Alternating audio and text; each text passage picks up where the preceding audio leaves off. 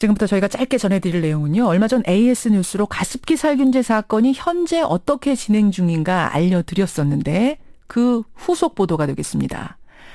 가습기 살균제 사건에 대해서 검찰이 적극적으로 수사에 나서자 이런 사실이 밝혀졌습니다.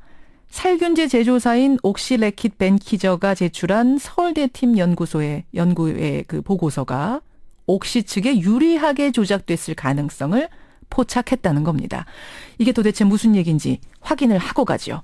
환경보건시민센터 최예용 소장 연결이 되어 있습니다. 소장님 나와 계세요.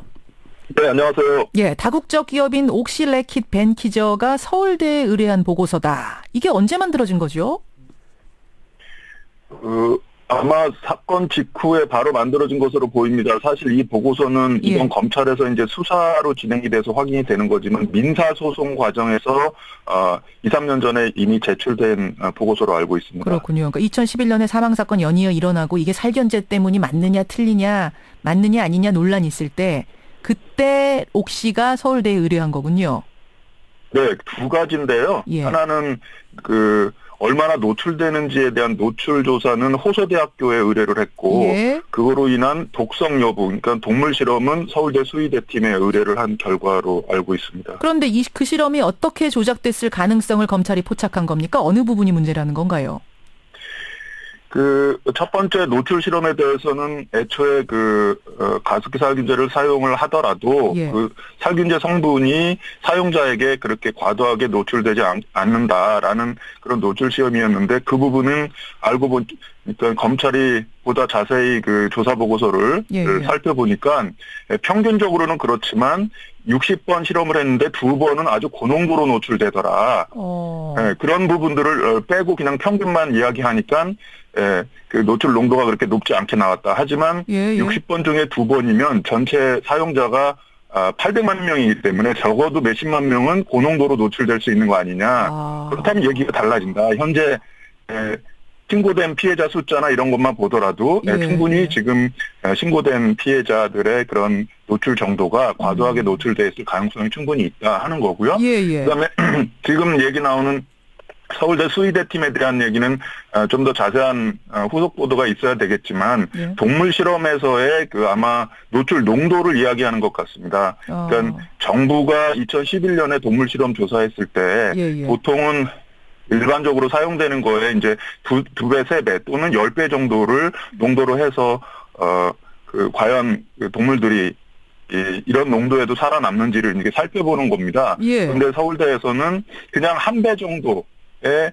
농도로만 이렇게 실험을 했다는 것이에요. 그렇게 되면 앞서 이야기한 60번 중에서 2번 정도의 고농도로 노출되는 그런 실험은 하지 않게 되는 것이고 그 결과 서울대 실험에서는 이상이 없었다라고 이제 나오게 되는 것이죠. 예를 들어 다시 말해서 정부 조사 때는 독성 실험이 확인됐는데 우리가 해보니까 안 되더라, 그렇지 않더라라는 그런 정반대의 보고서가 이제 제출이 됐던 것입니다. 그렇군요. 그러니까 이거 사망한 경우를 보면 특히 아이들이 많거든요. 그러니까 어른이 쏘느냐, 아이가 쏘느냐, 좀 가까이에서 쏘느냐, 뭐 시간을 얼마나 쏘느냐에 따라서 다 다르고 고농도에서 이 노출이 되는 경우들도 있는 건데 그런 경우들이 배제된 실험이었다. 따라서 조작 가능성을 검찰이 보고 있다는 얘기.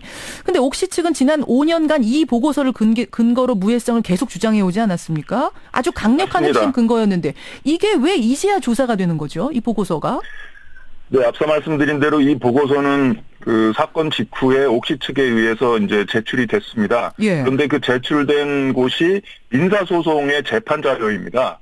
민사소송은 원고와 피고가 양쪽이 이제 쟁점을 가리고 그거를 재판관이 판단해서 판결로 판정하는 것이거든요. 그렇죠. 그런데 지금 5년이 지나도록 민사소송 10건이 넘는 것 중에서 판정이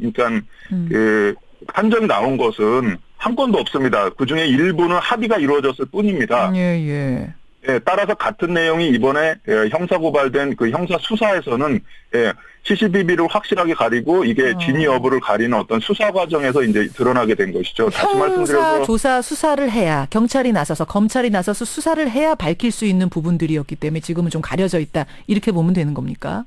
그렇습니다. 그리고 이 부분은 예, 예. 사실은 2011년 정부가 이제 역학조사 동물실험 결과를 발표해서 가습기 살균제로 사람이 죽고 다쳤다 이런 예. 결과를 발표할 때 예, 예. 형사 고발을 해서 수사를 하도록 정부가 그렇게 조치를 했어야 되는 사안이었어요. 그러게요. 그렇지 않다 보니까 그 이후에 5년이 지나도록 알겠습니다. 그 가해자 그러니까 제조사들은 시간을 가지고 예. 이러한 이제 어떻게 보면 조작된 그런 자체 결과를 예, 예. 재판부에 이제 제시를 하면서 우리는 죄가 없다. 그래서 따라서 그 정부의 조사가 잘못됐다는 식의 주장을 거듭 반복해 온 것이죠. 한마디로 살인자에게 시간을 주고 살인했다는 어떤 증거와 알리바이 이런 거를 조작하도록 만든 그런 어처구니 없는 상황이라고 봅니다. 여기까지 말씀 들어야겠습니다. 최희영 소장님 고맙습니다. 감사합니다. 예, 이렇게 해서 형사 수사가 이제 시작이 되는 겁니다. 이제부터 밝혀지는 것들 하나하나 관심 가져야겠습니다.